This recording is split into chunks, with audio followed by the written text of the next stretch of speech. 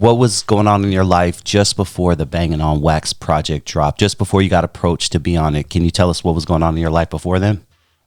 Oh man, I was like, I have had like got put on the hood like 2 years prior to the album getting put out. So, like I said, like when I went to Monroe, I kind of got turned out. So I think I got put on like it was like 90 between 89 and 90. Summer school, going to coming just. We had a little elementary school that the homies used to go to every weekend. So one of my homies, his name Lil Bang, he was already affiliated. So I used to kick it with him every day, and then I just started going to the park every Sunday, and then, I'm just like, man, fuck it, I'm trying to be from the hood, you know what I'm saying? So I was a little bad dude, you know what I'm saying? I was like a little bad kid back then, ditching school and doing the most, you know what I'm saying? Not trying to be rebellious, but just, not growing up with our fathers, you know what I'm saying? Our mother's always at work and just be on the streets doing our thing, you know what I'm saying? That's just how we grew up, just growing up fast. So basically, I get put on, did my, you know what I'm saying, that same day, I go home, like, just to give you a quick story, I go home kind of lumped up. My brother, like, what happened? You know what I'm saying? He was always like, nigga, what happened? Like, ready to roll for me. And I'm like, oh, no, I'm good. I'm laughing. I'm like, he's like, what, and I told him what was up. He's like, oh, hell no, fuck that. Wherever you from, I'm going to be from. So, and he wasn't, like I said, he wasn't even, he knew the Bloods and he knew the Crips, but he wasn't really trying to be affiliated. He was just rapping. So once I got put on, it was just like, he just like, nah, I'm going to be where you from. I'm, trying to be my protector, and, much love to him. So that's how he got put on. So this is before Bangin' on Wax. So, and then I want to clear something up I heard on another podcast about Bloody Mary and her not being affiliated until after the project. I'm going to clear all that up right now. Please. So Bloody Mary, this is how she came along.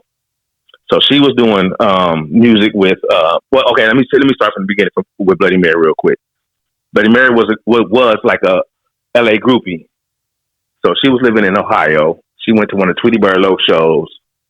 They eventually scooped her up from Ohio and brought her to Compton.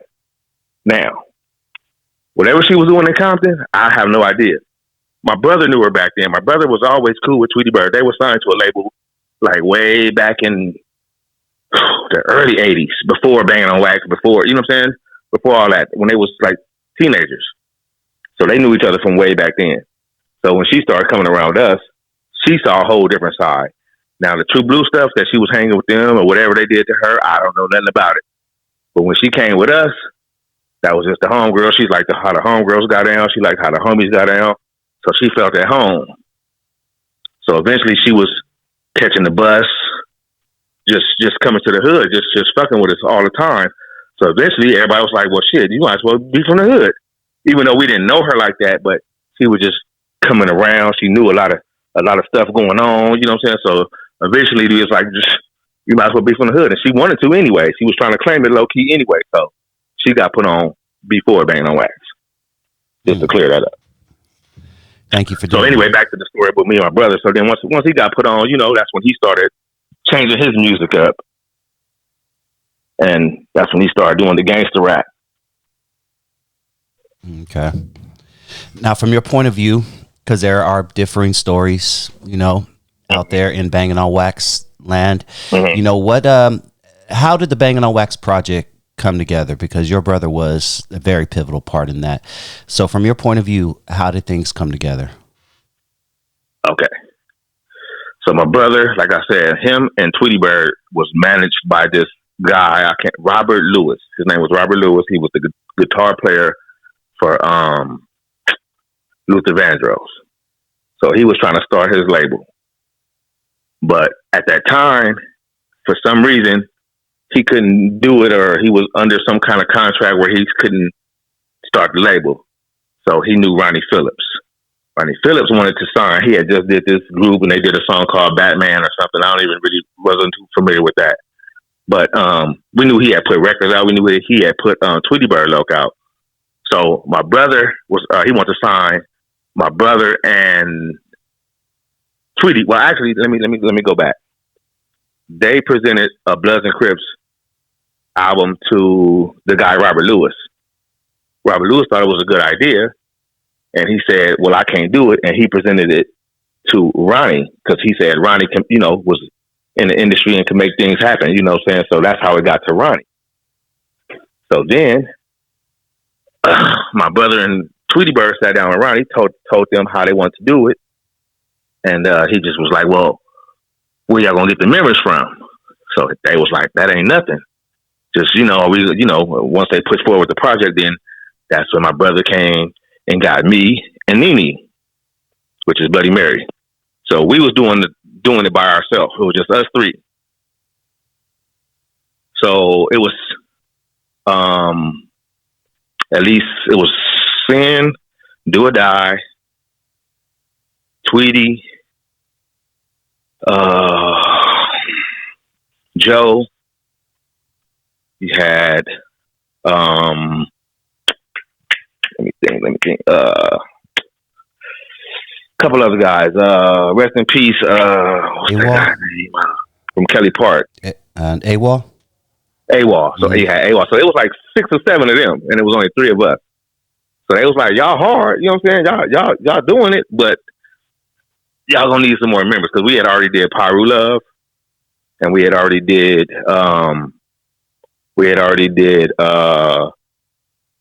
Ripper in Half. No. Sorry, we didn't do that one yet. We did EK Ride. We had just did them 2 songs by ourselves. And they was like, it's hard, but y'all gonna need more people because they're gonna be looking like the Crips outnumbering the Bloods. But we was like, that's how it is in the streets anyway. And at that time, that's how it was. Anywhere you go, you're gonna be outnumbered. So you know what I'm saying? It was like that's how it was. But they was like, nah, we want to kind of even it out. So that's when my brother went and got Big Y. Because we used to rap battle them back in high school. So he was like, Big Y hard, I'm going to go get Big Y. So Big Y was a down move from Crenshaw Mafia, so we went and got Big Y. So Big Y eventually brung his cousin, which is Dog, Sugar Booger. So Sugar Booger was just there, you know what I'm saying, just chilling, just sitting there watching, you know what I'm saying, just like, damn, y'all doing y'all thing, sitting along. And so we was doing songs, and then Bolo had just got out of jail, which is a little stretch. He had just got out of jail, so him and Big Y was already a rap group. So when he got out, Big Y like, man, can we pull Bolo in? So we like, cool, we ain't tripping. So then that's when Bolo came in. So then we like, all right, that's it. So it was like 4 of us. No, 5 including Bloody Mary. And then, we my brother was like, well, Dog, jump on this song. Matter of fact, I think Dog actually jumped on the song, but he couldn't really write or whatever. So my brother wrote him that verse, and that's how he ended up getting on the song. That's why he was only on one song, because you know what I'm saying, he really wasn't part of it, but he ended up being a part of it, just being a relative of Big Y.